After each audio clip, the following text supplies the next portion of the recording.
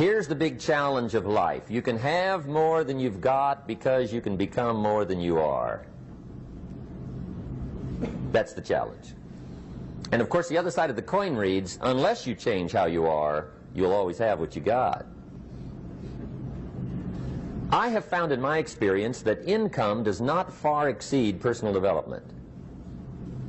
Now sometimes income takes a lucky jump, but sure enough, unless you grow out where it is, it'll usually come back where you are. Life has strange ways. If somebody hands you $1 million, best you become a millionaire quickly, so you get to keep the money. Otherwise, sure enough, it'll disappear.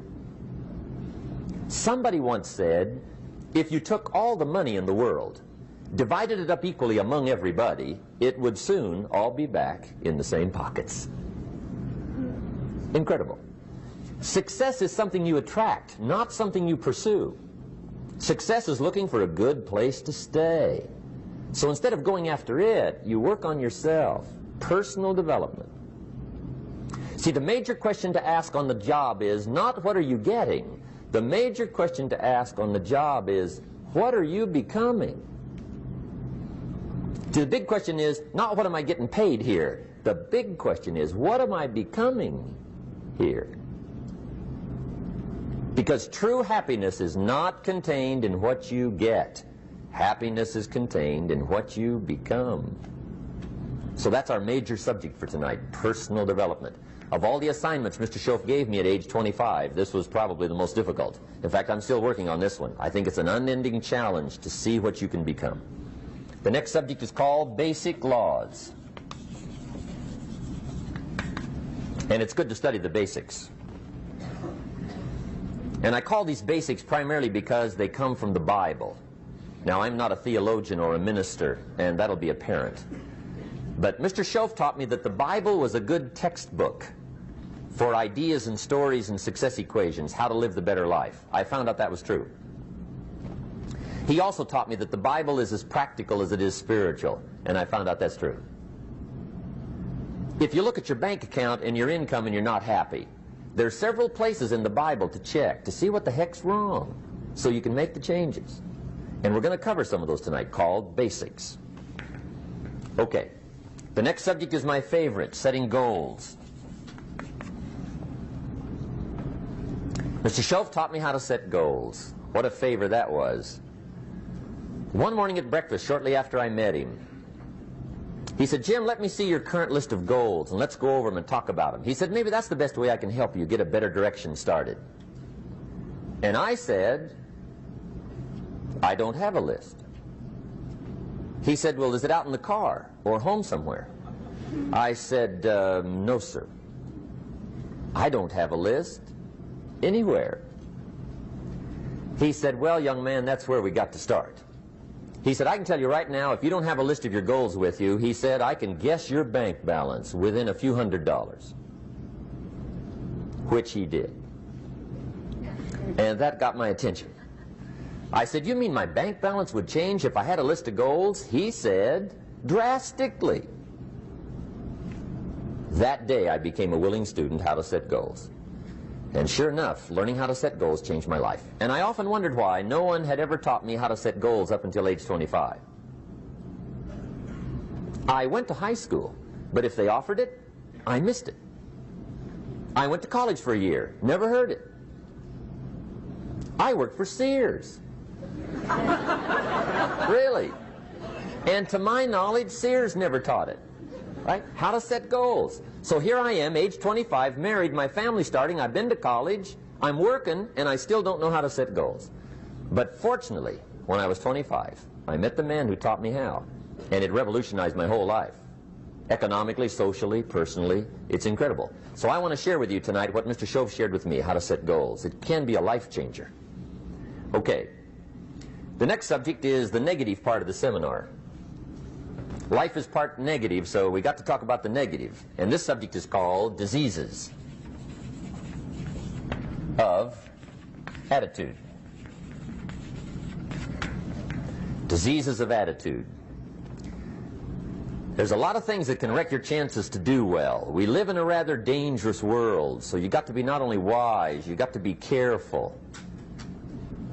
Now, attitude diseases are just as bad as physical diseases, right? High blood pressure, heart trouble. I mean, a lot of things will ace your chances to do well. So you've got to be careful. And attitude diseases are deadly. I mean, they'll destroy all the good things you start. Okay? So we'll go through those attitude diseases, how to spot them, how to look for them, what they are, and the cure. And I'm a pro on these because I've had them all, so I can give you excellent advice on these. Now, the last subject we're going to consider tonight is called the day that turns your life around. The day that turns your life around. And under this subject, we're going to talk about the emotions that can change your life. Human beings are emotional creatures, and emotions are powerful for life change. Now, of course, emotions are so powerful they can go either way on you. Emotions can either build or destroy. So you really have to employ emotions properly. We call civilization the intelligent management of human emotions. If you can intelligently apply your emotions in the right direction, no telling what can happen. Could turn your life around one day would be sufficient. So we'll talk about those. Okay. Now that's a lot to cover in one evening, but we'll keep at it here and see if we can't get it all done. I'd like to have you now jot down the theme of the seminar. Every seminar should have a theme, I guess. We've got one. It's on some of our literature if you happen to notice it, but if you didn't, for your notes, here it is. The theme of the seminar goes like this: the major key to your better future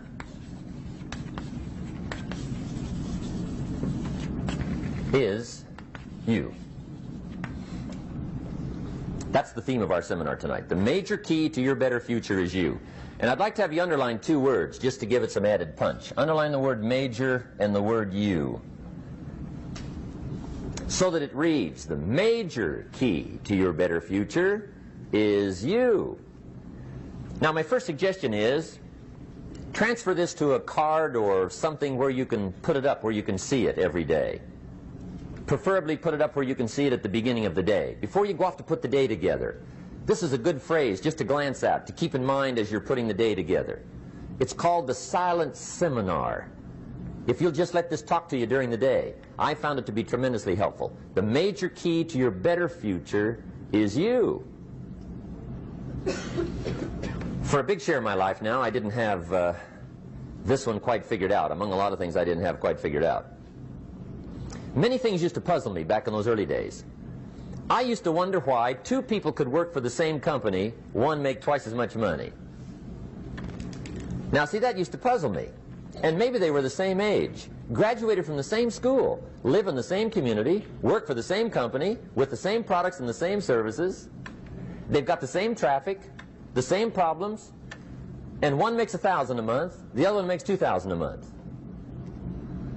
Now that was my puzzling question. Why would this long list be the same and the money twice as much? I asked, what's the difference between $1,000 a month and $2,000 a month? And I don't mean $1,000 a month, right? I can figure that out. But what makes the difference? Why would one person do twice as well, 3 times as well? Speaking economically. Now, I know there's more than one way to do well. I understand that. But in this little narrow area called compensation, what's the difference? Well, back then, with my faulty thinking, I'm trying to reason it out. I thought, well, maybe time makes some of the difference, right? Some people do better because they have more time. I used to say, Harold ought to be able to do well. He's got a lot of time. If I had all of Harold's time, I could do well. Now, that's got to be dumb, right? Number one, you can't get somebody else's time. A guy says to me one time, he says, you know, if I had some extra time, I could make some extra money. I said, then forget it. There isn't any extra time. Hey, when the clock strikes 12 midnight, that about wraps it up, right? I mean, you can look around the gongs there for a little more, but it's over. You say to the guy, what are you doing? He says, I'm looking for extra time. See, they'll come and take you away, right? There isn't any more time. Now, if you can't get more time, which you can't, what could you get more of that would make a difference in economic results? And here's the key word. Make it a part of your notes. We're going to consider it tonight. The word is value. And I have a little phrase for your notes. Value makes the difference in results. Value makes the difference. You can't get more time, but you can create more value.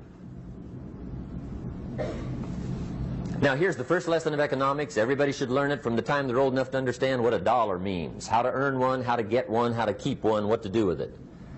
First lesson of economics. We primarily get paid for value. That's lesson one. Bringing value to the marketplace, that's how you get paid. You don't get paid for the time. I know it takes time to bring value to the marketplace, but you get paid for the value, not the time. Now, since that's true, here's one of the key questions of the evening. Is it possible to become twice as valuable at the marketplace and make twice as much money in the same time? Could you become 3 times as valuable? Make 3 times as much money in the same time? Is that possible? The answer is yes, if. And it's always if, right? Life is known as the big if. Harry Truman once said, life is iffy. How true. And here's the big if we're going to consider it tonight. It's possible to do much better at the marketplace if you go to work primarily on yourself. And that's the theme of our seminar tonight. Learning to work primarily on yourself. People have asked me for the last 24 years, how do you develop an above-average income? And the answer is, become an above-average person. Develop an above-average handshake. Some people want to be successful, they don't even work on their handshake. As easy as that would be to start on. They let it slide, they don't understand. Develop an above-average smile. Develop an above-average excitement. Develop an above-average interest in other people. Develop an above-average intensity to win. See, that'll change everything. Probably one of the most frustrating experiences in life is looking for an above-average job with above-average pay without becoming an above-average person. It's called frustration.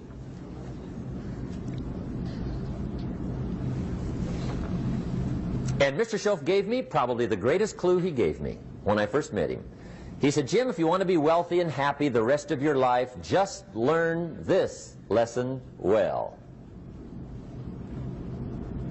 He said, learn to work harder on yourself than you do on your job.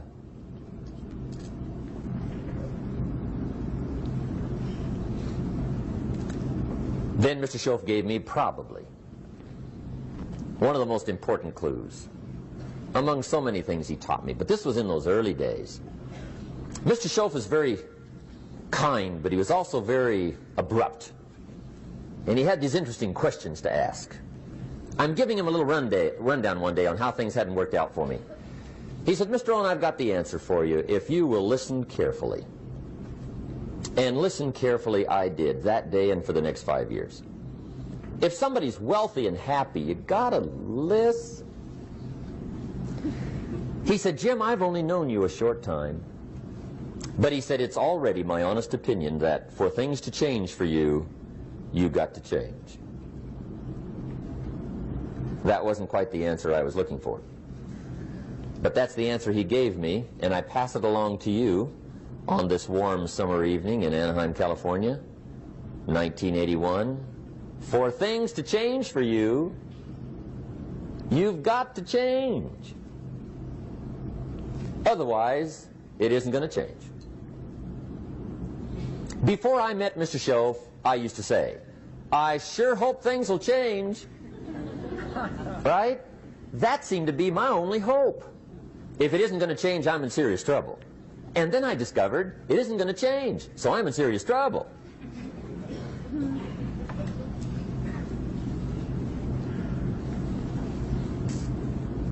See, I can tell you what the 80s are going to be like. You have dropped into the right place. I did a seminar one time for Standard Oil executives and management in Honolulu.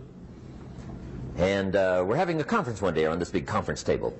And one of them said to me, Mr. Rohn, you know some fairly important people halfway around the world. What do you think the 80s are going to be like? I said, gentlemen, I do know the right people. I can tell you. So they all listened very carefully. And I said, gentlemen, based on my wide experience, I can really honestly say to you, in my opinion, in the 80s, it's going to be about like it's always been. Aren't you glad you came? That's inside. I don't pass that around just everywhere. Now, of course, I said that to make a point, but I also said it because it's accurate. It's going to be about like it's always been. It isn't going to change. The tide comes in, and then what? It goes out. For 6,500 years that we know of, recorded history, and probably long before that. So it is not going to change. It gets light, and then what? It turns dark. 6,500 years. See, it's not likely to change. And we're not to be startled by that. And if the sun goes down, the guy says, what's happened, what's happened? It means he hasn't been here long, I guess, right? It always goes down about this time. The guy says, well, I don't like that arrangement. Well, you got to talk to somebody besides me, right? It gets light, then it turns dark. In rotation, the next season after fall is what? Winter. Pray tell, how often does winter follow fall? Every year regularly for the last 6,500 that we know of. See, it is not going to change. Now, some winters are long, and some are short, and some are hard, and some are easy, but they always come right after falls. It isn't going to change. Sometimes you can figure it out, sometimes there's no way to figure it out. Sometimes it goes well, sometimes it gets in a knot.